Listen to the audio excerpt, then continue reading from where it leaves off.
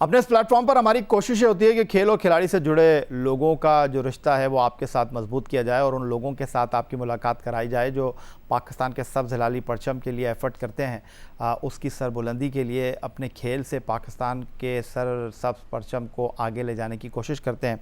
और उन्हीं में से एक माहूर शहजाद भी हैं जो कि इस वक्त हमारे साथ स्टूडियो में मौजूद हैं। पाकिस्तान की नंबर 1 बैडमिंटन प्लेयर है। माहूर, ब्रेक से पहले आपसे बड़ी बातें हुई, इमरान भट्ट की एफ़र्ट के हवाले से भी बात हुई।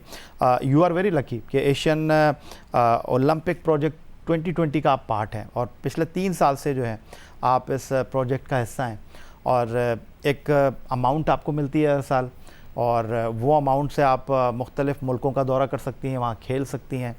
और क्या फ़ायदा है इससे? एशियन ओलंपिक प्रोजेक्ट 2020 एक बैडमिंटन एशिया का प्रोग्राम है जिसमें वो एशिया की जितनी भी डेवलपिंग कंट्रीज़ हैं उसमें से 20 प्लेयर्स सेलेक्ट करते हैं जिनको उनमें पोटेंशियल देखती है कि पाकिस्तान से आप वाहिद हैं? जी, पाकिस्तान से मैं वाहिद थी जो 2018 में सेलेक्ट हुई, फिर 2019 में सेलेक्ट हुई और अब मुसलसल तीसरी बार 2020 में भी सेलेक्ट हुई। इस बार मेरे अलावा एक और पाकिस्तानी लड़का है मुकीत ताहिर, वो भी इस प्रोग्राम में सेलेक्ट हुआ है। तो ये जो प्रोग्राम है इसके थ्रू जितने भी जो प्लेयर सेलेक्ट होते हैं उनको फिर वो $3000 देते हैं पर ईयर टूर्नामेंट्स खेलने के लिए। उसके अलावा जैसे वो ट्रेनिंग पे भी भेजते हैं, जैसे कि जो लास्ट ईयर मैं डेनमार्क ट्रेनिंग के लिए गई थी फॉर 2 मंथ्स, वो मैं बैडमिंटन एशिया के थ्रू ही गई थी। बैडमिंटन के खेल की अगर हम बात करते हैं तो ये तो कहते हैं कि सर्दी का खेल है और जब सर्दी आती है तो लोग जो है वो घरों में बैडमिंटन खेलना शुरू कर देते हैं, शटल कॉक आ जाती है, लोग रैकेट ख़रीद के लेकर आ जाते हैं। लेकिन इस वक्त जो माएँ, जो बहनें या जो बच्चियां इस वक्त आपको स्क्रीन पर देख रही हैं, मोटिवेट भी हो रही होंगी अगर उनमें इस खेल के साथ एसोसिएट होने का जज्बा है, उनको आप क्या पैगाम देना चाहेंगी इस कैमरे की आंख से कि वो किस तरह इस खेल में आ सकती हैं और आपकी तरह पाकिस्तानी सतह पर नंबर 1 बन सकती हैं? वैसे तो बैडमिंटन एक काफ़ी फेमस स्पोर्ट है और university level sports school level पे काफ़ी लड़कियां खेलती हैं, लेकिन कोई भी इसको एज अ अपना करियर परस्यू नहीं करता। तो मैं जितनी भी जो लड़कियां देख रही हैं उनको यही कहूँगी कि बैडमिंटन भी आप मतलब प्रोफेशनल लेवल पे खेलें तो वो आपको बहुत कुछ दे सकता है, आपकी अच्छी जॉब लग सकती है और इसके साथ अपने फिटनेस लेवल पे आप काम कर सकते हैं और पाकिस्तान का नाम रोशन कर सकते हैं। जो जितनी भी लड़कियां खेलना चाहती हैं वो जो कराची में, लाहौर में और इस्लामाबाद में तो डिफरेंट क्लब्स हैं, जैसे कि कराची में नेशनल कोचिंग सेंटर है, सनसेट क्लब है, क्रीक क्लब है, तो इस तरह आके वो कोर्ट्स में आके खेल सकते हैं। वहाँ पर जो कोचेज़ हैं वहाँ उनसे कोचिंग ले सकती हैं और अगर जब उनका गेम इतने अच्छे लेवल पर पहुँच जाए कि वो नेशनल लेवल पर खेल सके तो नेशनल रैंकिंग टूर्नामेंट्स हो रहे होते हैं, नेशनल चैम्पियनशिप हो रहे थे, उसमें वो लोग अपना नेम एंटर करा के वहाँ पे पार्टिसिपेट कर सकती हैं। बहुत शुक्रिया आपका माहूर शहजाद, वंडरफुल, और हमारी बेस्ट विशेज़ आपके लिए हैं कि आप इसी तरह परफॉर्म करती रहें और हम आपको इसी तरह प्रेस करते रहें, आपको सराहते रहें। थैंक यू वेरी मच कि आपने हमें ज्वाइन किया। वंस अगेन जनाब वापस चलते हैं हम गोलकीपर इमरान भट्ट साहब की तरफ जो एक बड़ा अच्छा काम कर रहे हैं, लेकिन उससे पहले इमरान भट्ट साहब की परफॉर्मेंस थोड़ी सी मैं आपके साथ शेयर कर लेता हूं। इमरान भट्ट ने पाकिस्तान के लिए बैनुल अक़वामी सतह पर 140 से ज़्यादा मैच खेले हैं और ओलंपियन रेहान भट्ट जो हैं उनके भाई हैं छोटे, और पाकिस्तान हॉकी टीम के गोलकीपर इमरान भट्ट ने 142 बैनुल अक़वामी मैचों में टीम पाकिस्तान की नुमाइंदगी की है। और इमरान भट्ट साहब जो हैं वो 2013 इपो एशियन गेम्स के ब्रॉन्ज़ मेडलिस्ट हैं। उसके अलावा अगर मैं बात करूं इमरान भट्ट की कारकर्दगी की पाकिस्तान के लिए, तो इमरान भट्ट साहब के पास एशियन चैम्पियंस ट्रॉफी के 3 मेडल भी हैं। तो इमरान भट्ट साहब, काम तो आप बहुत अच्छा कर रहे हैं, दुखी इंसानियत के लिए आप अपने घर से बाहर निकले और आपने बताया कि अब तक 200 से ज़्यादा राशन जो है वो आप लोगों में तकसीम कर चुके हैं। तो ये जानना चाहता हूँ कि हॉकी के खिलाड़ियों ने किस हद तक आपके साथ ताउन किया? क्रिकेट के खिलाड़ियों को तो हमने यहाँ पर दिखाया, हॉकी के खिलाड़ियों ने आपको कितना मोटिवेट किया? पाकिस्तान हॉकी फेडरेशन से कोई आपको इमदाद मिली या नहीं? या भी पाकिस्तान हॉकी फेडरेशन से तो कोई इमदाद नहीं मिली। बाकी जो हैं, जो पुराने लेजेंडरी प्लेयर्स हैं, उन सब ने मोटिवेट किया, विशेज़ दी, मेरी कैंपेन को सपोर्ट किया, साथ खड़े हुए, जिसमें एक्स सेक्रेटरी पाकिस्तान के शहबाज भाई, उसके बाद शनाज शेख साहब और दूसरे जिस तरह के प्लेयर्स हैं, अहमद आलम, अहमद भाई, शाहिद भाई अमेरिका में थे, उन्होंने वहाँ से विशेज़ भेजी और इससे काफ़ी ज़्यादा हौसला बढ़ा है कि हॉकी फैमिली भी जो है पीछे खड़ी हुई है, मोटिवेट कर रही है। और यही चीज़ सबसे ज़्यादा मायने रखती है ऐसे काम के अंदर, क्योंकि आपको ये पता होता है कि आप जिस फील्ड से हैं उस फील्ड के लोग आपको सपोर्ट कर रहे हैं, आपको मोटिवेट कर रहे हैं, तो इससे आपका हौसला बढ़ता है और आप अपने काम को और अच्छे तरीके से पूरा करते हैं। ठीक है इमरान भट्ट साहब, आप हमारे साथ लाहौर स्टूडियो से मौजूद हैं और जिस तरह मैं कह रहा था आपसे कि आज के इस प्रोग्राम में जनाब कुछ मुख्तलिफ अंदाज में हम अपने आज इस शो को लेकर चलेंगे। खेल और खिलाड़ी से जो ताल्लुक़ आपका और हमारा है उसी ताल्लुक़ को मज़ीद गहरा करेंगे और कुछ ऐसे लोगों के साथ आपकी मुलाकात कराएँगे जो कि पीछे रहकर बहुत ज़्यादा काम करते हैं। और हालिया अरसे में अगर हम बात करते हैं तो फ़ैशन बहुत ज़्यादा अब जो है वो न सिर्फ हमारी इंडस्ट्री का हिस्सा बन गया है बल्कि साथ साथ अगर हम बात करते हैं तो आम ज़िंदगी में सेलिब्रिटीज़ के लिए ये बड़ा इम्पोर्टेंट हो गया है और डिज़ाइनर इस तमाम सूरत हाल में ख़ास अहमियत इख्तियार कर गए हैं। और अगर हम पाकिस्तान के क्रिकेटर्स की बात करते हैं तो आप जनाब वो बग़ैर डिज़ाइनर के जो है वो एक कदम भी आगे नहीं बढ़ाते। तो जनाब आपने देखा खिलाड़ी जो गेंद के साथ मुकाबला करते हैं दूसरे खिलाड़ियों के साथ वो रैंप पर वॉक भी करते हैं और क्रिकेटर स्मार्ट हों तो फिर रैंप पर वॉक करते हुए अच्छे भी लगते हैं। वसीम अकरम साहब हों, शोएब अख्तर साहब हों, यूनुस खान साहब हों या फिर उमर गुल साहब हों या मौजूदा दौर के हमारे उभरते हुए फास्ट बॉलर हसन अली, ये सब रैंप पर आए हैं। और मैं जो आपको कह रहा था ना कि बैकग्राउंड में कुछ और चल रहा होता है, तो जनाब इस वक्त सरतोरिया एम्बेसडर के हमारे साथ मौजूद हैं सरफराज अकबर साहब स्टूडियो में और वार्डरोब पार्टनर हैं आप कोयटा ग्लैडिएटर 2019 की चैंपियन पाकिस्तान सुपर लीग की। जी। लेकिन सरफराज साहब सबसे पहले तो मैं आपसे ये जानना चाहूँगा कहाँ लगा दिया आपने खिलाड़ियों को? हमारे खिलाड़ियों को तो हम देखते थे वाइट किट में और आते थे रेड बॉल से जो है अपनी पैंट को लाल कर लेते थे, तो आपने अपने बिजनेस को चमकाने के लिए जो खिलाड़ियों को इस तरफ लेकर आ गए।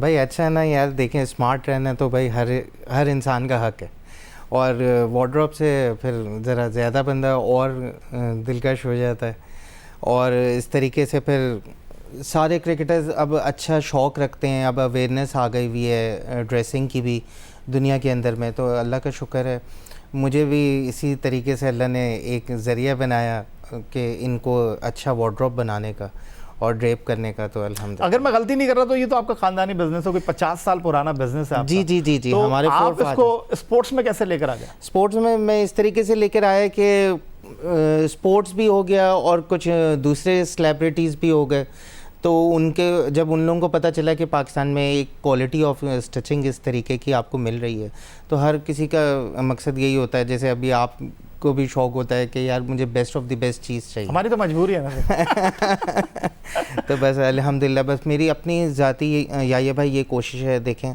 कि अपने बेनिफिट के बाद अब कोशिश यही है कि अपने मुल्क के लिए बेस्ट ऑफ द बेस्ट मैं वर्क कर सकूं और अपने मुल्क को प्रमोट करूं।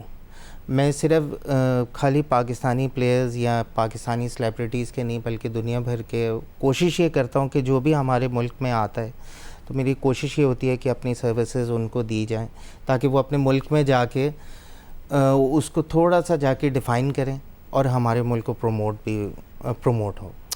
सरफराज अकबर साहब जनाब हमारे साथ मौजूद हैं जो कि कोयटा ग्लैडिएटर के वार्डरोब पार्टनर थे 2020 पाकिस्तान सुपर लीग सीज़न 5 में और जो कोयटा ग्लैडिएटर के मेंटोर्स विवियन रिचर्ड्स हैं, हसनैन हैं जो कि बांग्लादेश के ख़िलाफ़ उन्होंने T20 डेब्यू किया, या हमारे उभरते हुए अदाकार बिलाल अशरफ साहब हों, उन्होंने इनके लिए एक पैगाम छोड़ा है जनाब, वो आपको दिखाते हैं। I'll wear it as a very proud man. Thank you very much again. Assalamu alaikum ji, this is Bilal Ashraf. I just want to thank Sartoria the ambassador for giving me this wonderful jacket, Quetta Gladiators. अस्सलाम वालेकुम। मैं सबसे पहले सरफराज अकबर साहब को बहुत मुबारकबाद देना चाहूँगा क्योंकि वो कोयटा ग्लैडिएटर के ऑफिशियली वार्डरोब पार्टनर हैं, तो क्योंकि उनका पूरे वर्ल्ड में बहुत नाम भी है, उनकी ट्रेनिंग उनकी स्टिचिंग काफ़ी कमाल है। तो जनाब ये कुछ मुख्तसर तासुरात थे हमारे शोबिस सेलिब्रिटीज़ के खिलाड़ियों के। उधर दूसरी तरफ इस वक्त ह्यूस्टन से टेलीफोन लाइन पर हमें ज्वाइन कर रहे हैं डॉक्टर काशिफ अंसारी साहब जो कि ग्लोबल एडवाइज़र हैं पेशावर ज़ल्मी के, और उनकी जो दूसरी शनाख्त है वो ये है कि वो चेयरमैन है उमैर सना फाउंडेशन के, जो कि पाकिस्तान में थैलेसीमिया में के बच्चों के लिए एक काम कर रहा है, बहुत अच्छा काम कर रहा है। उसके अलावा जनाब काशिफ साहब ने इस साल कुछ 10 महीने में वो काम किया जो मेरा ख़्याल है उनके लिए बहुत ज़्यादा काबिल तहसीन है, उनको अप्रिशिएट करना चाहिए। पहले आप माइकल होल्डिंग को पाकिस्तान लेकर आए, फिर आप कर्टले एम्ब्रोस को पाकिस्तान लेकर आए, साइमन टॉफल को उनके साथ पाकिस्तान लेकर आए, और साइमन टॉफल और कर्टले एम्ब्रोस वो भी सरफराज अकबर साहब से जो है वो मुस्तफ़ीद हो चुके हैं। और कुछ दिन पहले तो इनके साथ जो है वो डैरन सेमी ने पार्टनरशिप की भी बात की, वो कहानी ज़रा इनसे आगे चलकर मैं पूछूंगा। लेकिन इस वक्त काशिफ अंसारी साहब को ज्वाइन करेंगे। काशिफ अंसारी साहब, खुशामदीद कहूँगा शो में आपको। और ये सरफराज अकबर साहब के साथ आपकी दोस्ती मुझे समझ आती है, आपको अच्छे कपड़े पहनने का शौक़ है और सरफराज अकबर साहब के साथ आपकी दोस्ती हुई तो आपने फिर इनकी मुलाकात साइमन टॉफल से भी कराई, कटले एमरोज से भी आपने कराई, तो उनको पाकिस्तान का कल्चर, उनको पाकिस्तान के लिबास से भी आपने जो है वो कुछ मुतारिफ कराया। जी अस्सलाम वालेकुम याया भाई, अस्सलाम वालेकुम सरफराज भाई। जी सरफराज भाई का नाम किसी मेरा ख्याल है तारुफ का मोहताज नहीं। मैं गुफ्तगू आप लोगों की सुन रहा था।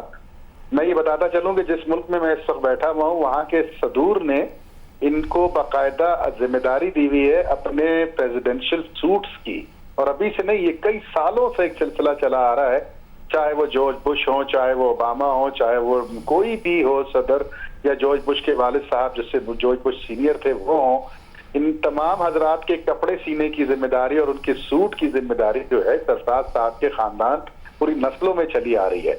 तो शुरू हुआ ये माइकल होल्डिंग से। माइकल होल्डिंग साहब जब पाकिस्तान तशरीफ लाए थे तो मुझे शाहिद आफरीदी का फोन आया था। उन्होंने कहा अभी सरफराज साहब बात करना चाह रहे। मैं उनको नहीं जानता था उस वक्त। फिर जितनी मोहब्बत और जितने प्यार से इन्होंने गुफ्तगू की, मुझसे बात करके अंदाजा हो गया कि शख्स को अपनी जाती तशहीर की कोई जरूरत नहीं है। इसका नाम अल्लाह ने बहुत बुलंद कर रखा है। ये सिर्फ पाकिस्तान के लिए काम करना चाहता है और पाकिस्तान का नाम रोशन करना चाहता है। अमूमन ये होता है कि लोग जो है ना, जब सेलिब्रिटीज को देखते हैं या क्रिकेटर्स को देखते हैं तो कपड़ों की कीमत और अशिया की कीमत बढ़ा देते हैं, लेकिन ये साहब जो है ये फ्री में सीके देते हैं और एक नहीं 4-4 सीके देते हैं और फिर लोग अपने मुल्कों को वापस चले जाते हैं। अच्छा, आप इसलिए लेकर गए थे माइकल होल्डिंग को, कटले एमरोज को और साइमन टॉफल को कि आपका खर्चा ना हो? बिल्कुल सही, बिल्कुल सही। अब और अच्छा, और उसके साथ साथ मैंने अपने भी सिलवा लिए। मैं उनके ही नहीं, मैं कहाँ से सेलिब्रिटी हो गया, मुझे भी इन्होंने फ्री में सीके दे दिए। और एक नहीं बल्कि 2-2 सूट। नहीं, अल्लाह का शुक्र है यार, पाकिस्तान में ऐसे लोग मौजूद हैं। असल में मसला ये है कि हमारे मुल्क में कोई ये तसव्वुर नहीं कर सकता कि कोई पाकिस्तान के लिए भी खालिसतन और मुखलिसन कोई ना कोई चीज कर रहा होगा। यकीनन उसके पीछे लोग दूसरी चीजें ढूंढना शुरू कर देते हैं कि इसका मकसद क्या है, इसकी वजह क्या है, इसकी क्या क्यों कर रहा है ये। लेकिन सरफराज साहब जैसे लोग, मुख्तसर मुलाकात है लेकिन गुफ्तगू करके और इनके अमाल देखकर, action speak louder than words. Absolutely. Doctor साहब, आप हमारे साथ टेलीफोन लाइन पर मौजूद रहेंगे। लाहौर से हमारे साथ इमरान भट्ट साहब मौजूद हैं, सरफराज अकबर साहब स्टूडियो में हमारे साथ मौजूद हैं।